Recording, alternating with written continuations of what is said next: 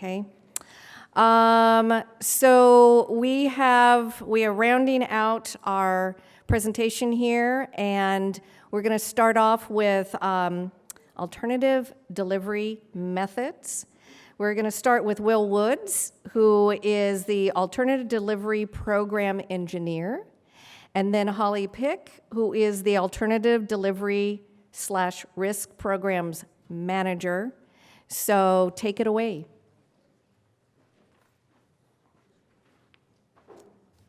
All right, thank you, Diane. I want to start out and say that we understand the situation.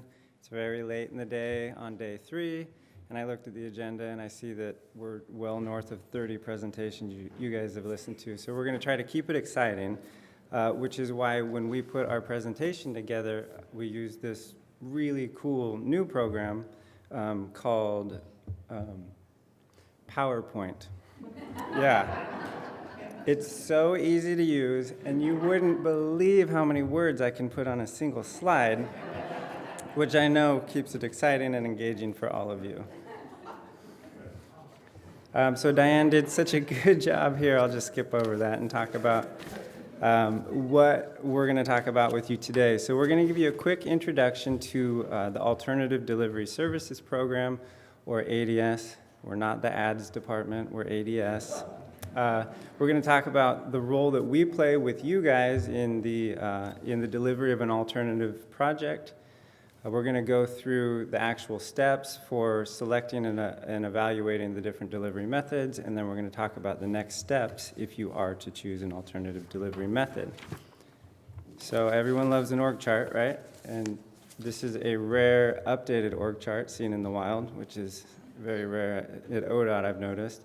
Donnell showed us one of these before. I'll go over it real quick again. We're in the statewide project delivery branch. We're in the project development section under Tamara. And then our unit, Alternative Delivery Services, along with Consultant Services unit, is under Donnell in Programs Development Office.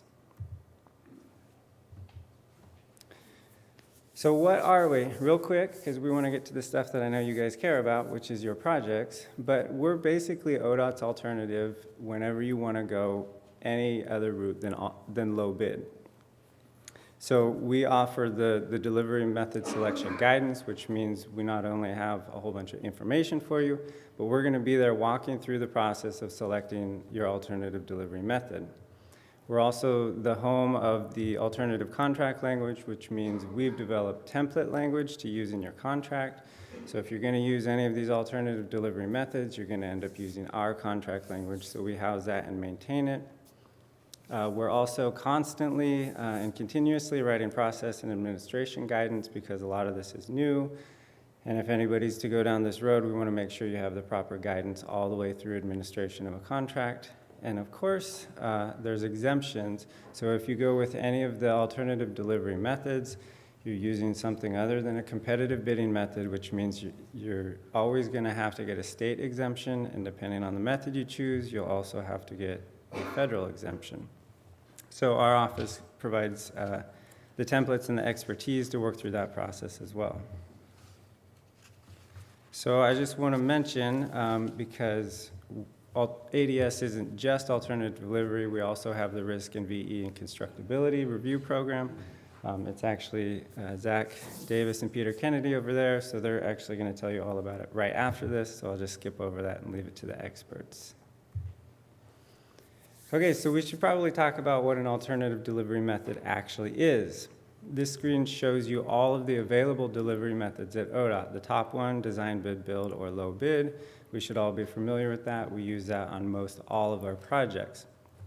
Everything in the red box is when we start to talk about alternative delivery methods. So the first one, price plus time, or A plus B, A being the price component, B being a time component, it's actually very similar to low bid, except that when we select our contractor, we're now considering both a price component and a time component. ODOT's awarded 3 of these projects over the years. Maybe the most notable is the I-5 Medford Viaduct and bridge rehabilitation. As we move down, our next method is price plus multi-parameter, A plus C plus D. Again, we're not that far from low bid. The difference with this method is We're considering price when we select our contractor, but now we're also doing a proposal where we get to consider the contractor's qualifications and their approach to construct the project. So we've done 9 of these projects over the years. The most recent and maybe the most well-known is the Columbia River I-5 bridge trunnion shaft replacement in Portland, and that was an A plus C plus D. I'll note that with the A plus C plus D, you could have a combination of A plus C or A plus D, and then you can even have a B component in there. So you can really get in an alphabet soup kind of project. The next is Construction Manager General Contractor, or CMGC. This is where we start to depart from low bid. The projects are going to look a lot different. So under Construction Manager General Contractor, you're actually selecting your contractor very early in the design phase and contracting with them so that they can help ODOT through the design process. So we're looking for their constructability expertise. We're looking for any kind of design input that they might have based on their means and methods. We've only awarded one of these projects over the years, and that was the I-5 Willamette River Bridge project, but we're currently in development for a fairly well-known project at this point, which is the I-5 Rose Quarter project in Portland, so it should be coming soon. And finally, we have the design-build delivery method. So under this method, you have one single contract. You're hiring your designer and your contractor as a team, and you're expecting them to both design and construct the project under that one single contract. We've actually done more of these than any other method. We've awarded 16 of these. A few of the notable ones are Oregon 38 Elk Creek to Hardscrabble, where they did an accelerated bridge construction and slid the new decks in.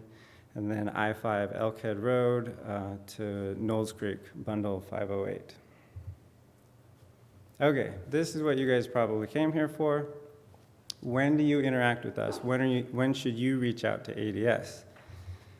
So if you're interested in using an alternative delivery method, if you think it might be a good fit for your project, we want to hear from you during scoping and prior to your final business case development. So I know this is super early in the process, but we're really looking to have that conversation with you guys early about the project parameters. We'll let you know if we think it might be a project that's a good fit for an alternative delivery method.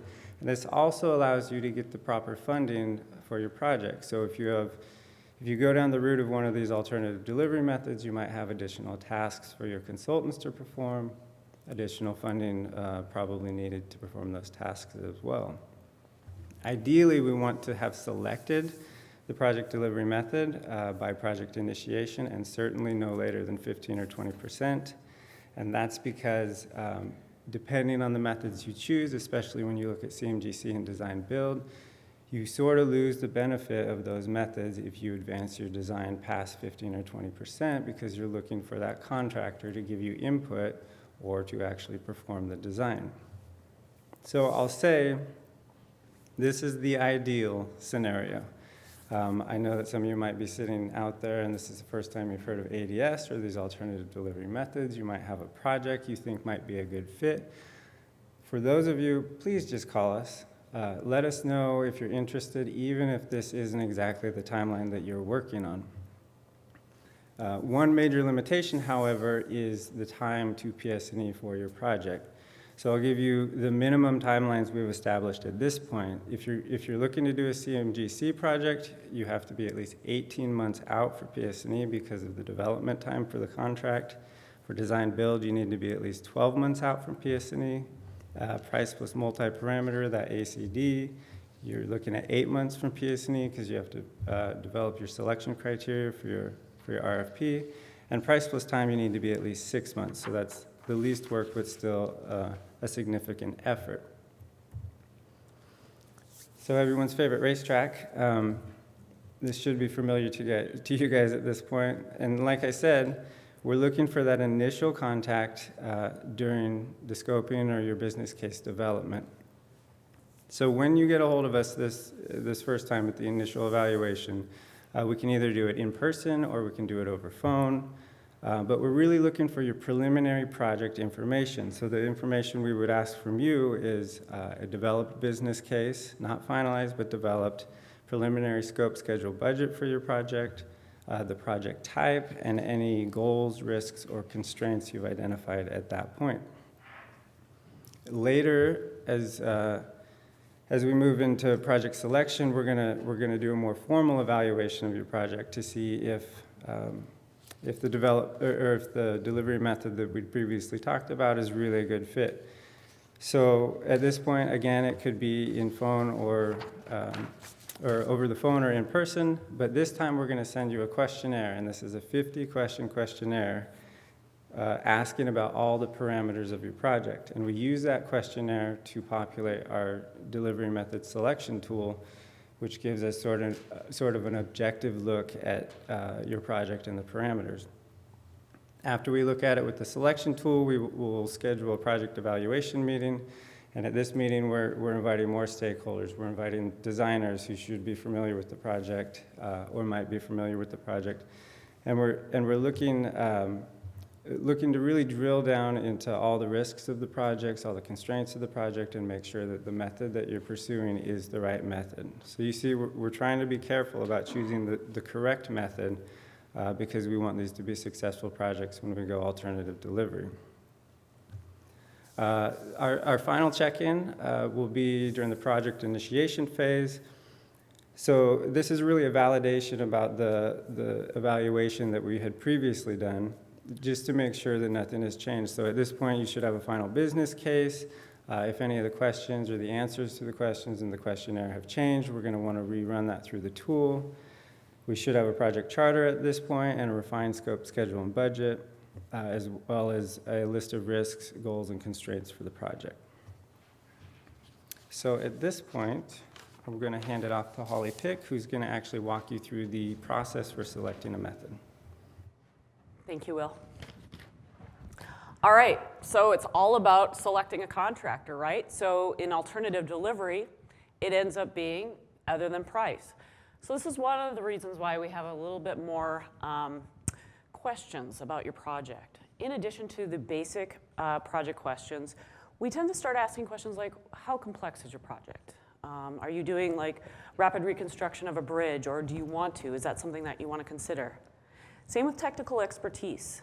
Do you need a certain contractor with experience in a certain type of construction method? And is there a need for innovation on this project? And we also like to look at project risks too, because those can sometimes impact the delivery method. So what we were talking a little bit about is our delivery method selection tool. And I'm going to be demonstrating that here shortly. But I wanted to kind of give you guys just a heads up on a few things that it will do. It'll identify a viable and non-viable alternative method, depending on your project's constraints, risks, things like that, and the primary factors that I just discussed. It'll even note some preferences. For instance, if there's a huge amount of public engagement that's needed, you might actually, it may kick you from design build to CMGC as a preference. The results are immediate as long as every question is answered. So after we get through an evaluation, one of the things we like to talk about is, based on this, what are your project goals? Is this meeting the goal? Because sometimes we hear about, yes, I need some innovation, but really time is a concern. So we kind of really want to have those conversations. Ideally, though, it's really about helping you guys choose the right method for your project, and we can help you with that. We also want to look at agency experience too, the resourcing, and whether or not this is in an area where you have industry experience in some of these methods. There could be other risk factors, including geotechnical risks, things like that, that may not be answered with just the questionnaire itself. So a number of things. So when Will was discussing the different levels that, the initial, one of the things we want to make sure too is that we're not sending you down a path. So we kind of do a little bit of work to make sure that your project is ready to even go through the questionnaire as well, because we want to save you guys time as well.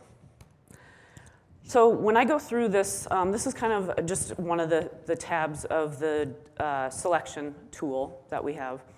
And I'll be going through this in a little bit, but I want to kind of get through the process because I'll be honest with you, I'm a little scared of the technical difficulties that could happen here.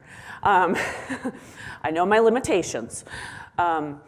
So say, for instance, you go through this evaluation, and we decide, you know what, let's do this. Let's go through, and we're going to select an alternative contract, or an alternative method for this project. Now what? Now what do you do? Well, like Will was saying, one of the things that we're going to do is we're going to help you through that process. That's what we're here for. We'll give you the pros and cons. Each method has its own little quirks. But really what we want to do is coordinate with the stakeholders, because it's not just us. It's also going to be OPO. And depending on the delivery method, it could very well be the project controls office as well. More to come on that. We also want to make sure that the area manager has concurrence with use of this method. And then once we get through that, then there's going to be this concurrence that happens between the region, OPO, and the statewide project delivery manager. And the reason for that is our group sees things statewide. Sometimes there's also that region perspective, and then there's also the procurement perspective. We want to make sure that everyone's on the same page as we go through this with your project. So picking up where Will left off, we have the validation and selection meeting. And then what ends up happening is right after that, we'll schedule that concurrence. And then, depending on which delivery method, and I'll kind of show you a little bit more about some of the differences and who you'll be working with, you'll need to get the exemption process completed for CMGC and design build earlier. Whereas if you're looking at the exemption process for a price plus time or price plus multi-parameter, it can be later in the process. But ultimately, those exemptions and processes really need to be in place prior to award. Or excuse me, prior to advertisement. So one of the things with, if you already have an existing schedule, we can also help with some of those additional tasks that you've already maybe would need to be mindful of if you pick a delivery method. So say, for instance, you do price plus time, or price plus qualifications or approach. Well, like we said before, the exemption process is still required, and this step 14 is for the multi-parameter ones. You'd still be working with PCO, Project Controls Office, formerly known as OPL, and you'll also still be working with OPO as well. For the time component, if you do choose to use this method, it's really about accelerated schedule. You'll also be working with Project Controls Office a little bit in the review of an accelerated schedule, and they can help you with the incentive disincentive language, as well as some discussions about schedule and acceleration.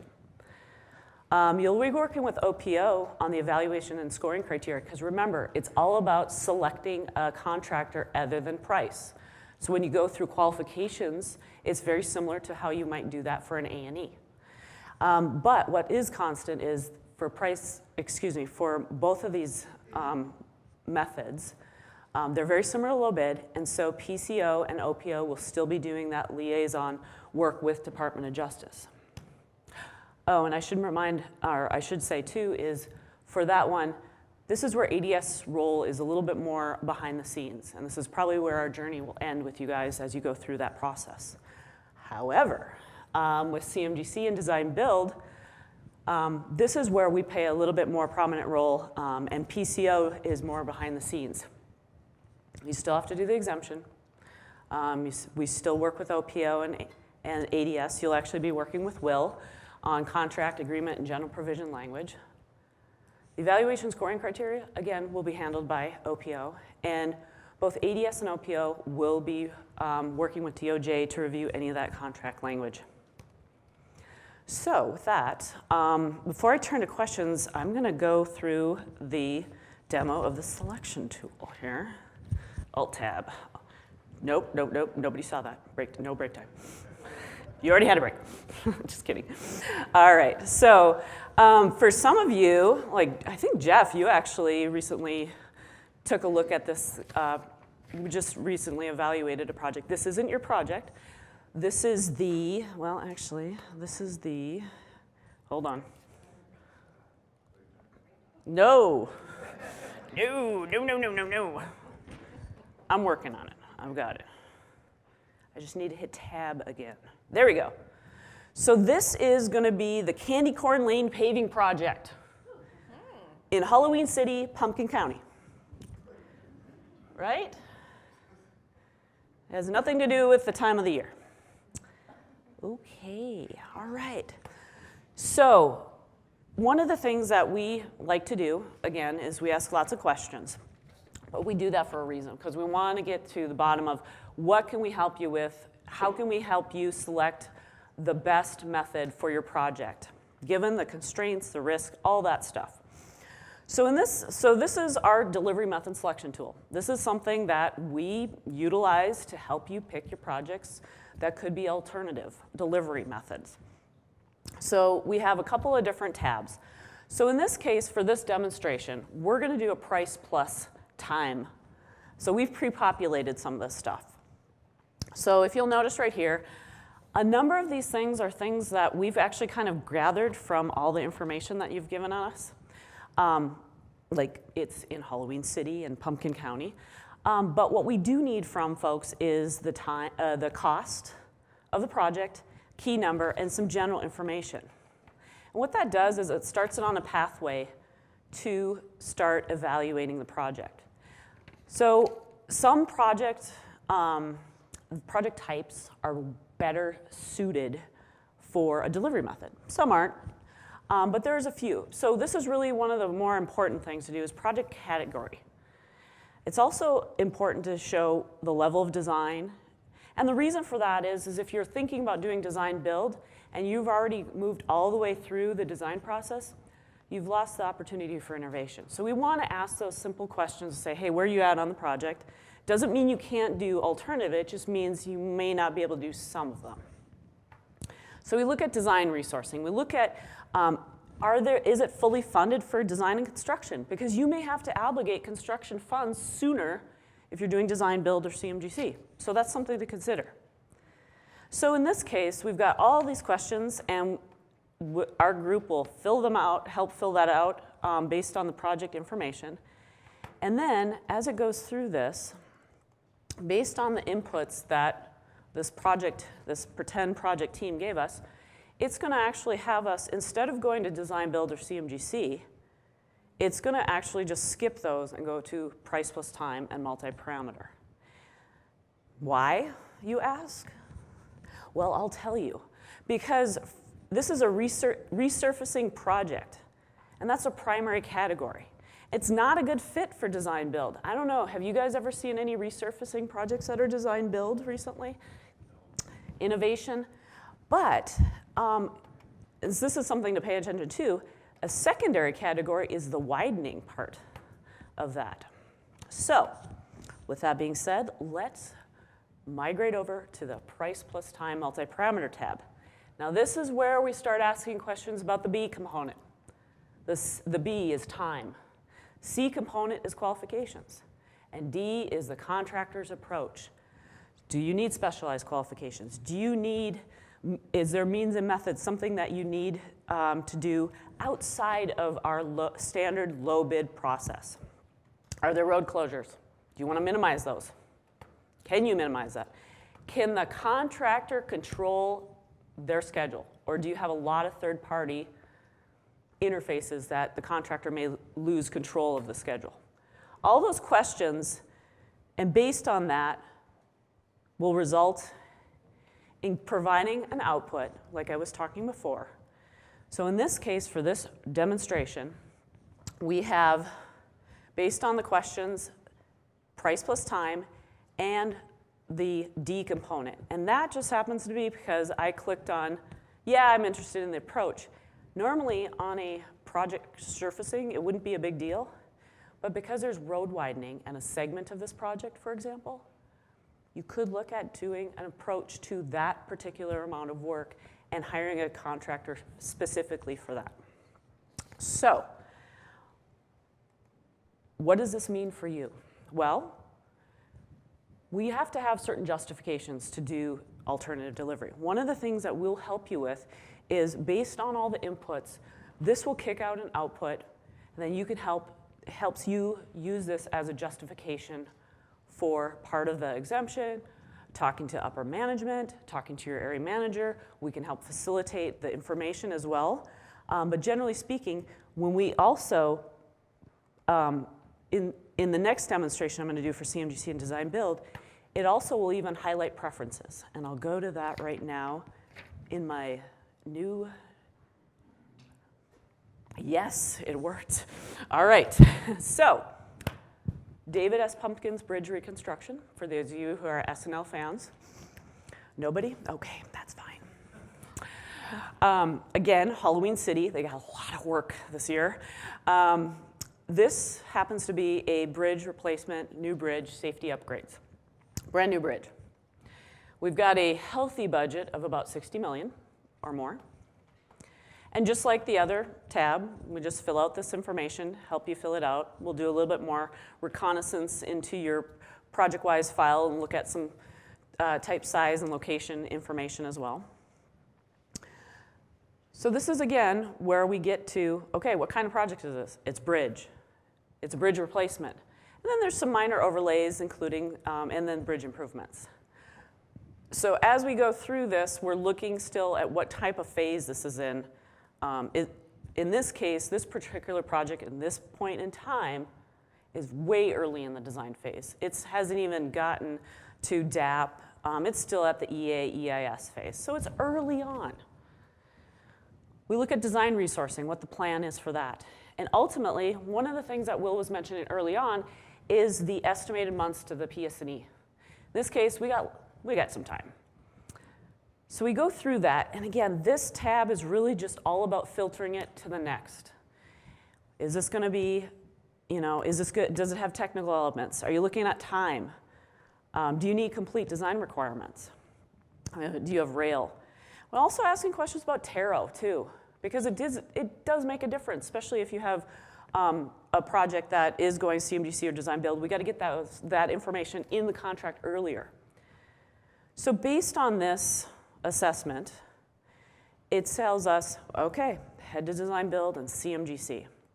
So this is where we start getting into the scrutiny of the different delivery method. Like I was saying before, public engagement handles it a little bit better on CMGC than design build. We're at a moderate rate of it. We've got right-of-way, but not significant, rail. We've got some business impacts. These are some of the questions that we're asking you specifically, as well as environmental. We're also going through and looking at funding, utilities. So based on this and the information that we've provided, this is what it'll kick out. It'll say design build is viable with schedule preferences. So one of the questions we asked is there a need for schedule acceleration? Design build is viable and we'll handle that for this particular project. What about CMGC? Well, like I was saying before, public engagement, environmental, those things can actually help or are a benefit if you have that high level of need for somebody to be part of. Design build is a little less forgiving for those things. But at the end of the day, neither method shows a work type preference, which means it could go either delivery method. And now, because in the previous one, we skipped the price plus time one, in the previous price plus time demonstration, we had skipped CMGC because that project wasn't a good fit.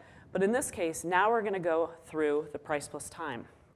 I'm not going to go into great detail because we already kind of talked about that. But ultimately, when you think of design build and you think of CMGC, you're looking at qualifications and approach. You're looking at selecting a contractor based on their qualifications and approach. Well, if you do price plus multi-parameter, the qualifications approach, you're probably going to also, because of the answers to your question, also get an output for that. In this case, even though there's schedule accelerations for this particular demonstration, we made it so that the price plus time was not met, the criteria for that. For instance, in this case, there's way too many third-party coordination, so the contractor couldn't handle or be in control of their own schedule. But in this case, we have the price plus multi-parameter kicking out the results. So I know you guys are just thoroughly excited about this, like I am. I'll be honest with you, though. just side note, this is one of my favorite things about this job. I absolutely love hearing about your projects. So just so you know, I get very enthusiastic. I'm dialing it back a little bit, but this is one of the coolest things we get to do. We get to talk about options other than price alone and how we get to select our contractors. Isn't that cool? So with that, I'm going to fumble through and get back to my presentation and go backwards. Yay! All right, so one thing I also wanted to point out too, while I have you guys, is, let me get this in presentation mode. All right, we have an ADS SharePoint site. If you want to look at information, kind of like researching a car, these methods are kind of like different cars to drive in, you can do some comparison. We have our ADS alternative site page. It's located on the project portal. Check us out, and again, give us a call. We'd be happy to help you. With that, are there any questions? Uh-oh. Holli, so if we come to you, we go through the tool, we decide to do, say, A plus B, we get approval. At that point, what is the effect on the team and the schedule and myself as far as, so like a spec writer would come in at Advance and do, the specs and the construction schedule. Are you guys actually doing some of that work, or do we need to move that earlier in the game? Excellent question, because I know that's a great question. You know what? I'm glad that you asked that. So, for instance, say you have a structure coating bridge down in Eugene or something like that, and say, for instance, that you've got you're looking at price plus time. That's going to be on the whole entire contract. One of the things we'll need to do, if we're going to go through that and we're serious, you'll be working a little bit with Project Control's office as well, because they handle the incentive disincentive. But what will need to be factored in is to do a regular schedule and then an accelerated schedule to see how much difference that accelerated versus the regular schedule could be, to apply those incentive disincentive clauses on the contract. And those are based on road user cost as well. And so how many days can you accelerate the schedule? Our office doesn't do schedule. So a lot of times we'll have the project team work with a consultant, or if they don't have a consultant on board and they're planning on doing it, develop a schedule. Now, if there's some resources needed, we can talk with you further about that, what we're looking for, so that way you can kind of figure out, okay, what's the best way of handling it. But we can talk more about that as well. Does that answer your question? I think so. So how much earlier would you work on that construction schedule as opposed to waiting to advance? I think what will end up happening is probably right when we go to move forward into doing the alternative concurrence, I think that's where we'll probably hand you some of the additional tasks in the schedule. We've built a schedule template for the additional tasks that are needed for alternative. But there's also a scheduling template so Russ Swearingen in our office and then Jim Gerard have been working on. So it's kind of taking like all the stuff that's required by PDII in addition to alternative delivery. And we're doing one for price plus time and then price plus multi-parameter. The other things that you may mention too is the specs. One of the things, we haven't utilized the specifications probably in about 13, 14 years. So we need about 3 or 4 months to help kind of tool up the specs a little bit and tune those up with DOJ. So that'll be something. But if you have 13, 15 months or so, we'll be able to help you. Awesome. So who's doing the public hearing, and where are you putting that at? The public hearing to do the alternative bidding after you chose your selection? So, and I guess how long is that going to take too? So the public hearing, that has to do with the exemption process. So OPO handles that. They're the public hearing official. And normally that happens in Salem. I think for the Rose Quarter project, it was in Salem and DOJ attended. And generally speaking, the last 10 projects we've done, nobody has shown up from the public because it's a public hearing about how to not use competitive bidding on that project. It's not about the project, it's about the delivery method. So, does that answer your question? Okay, great.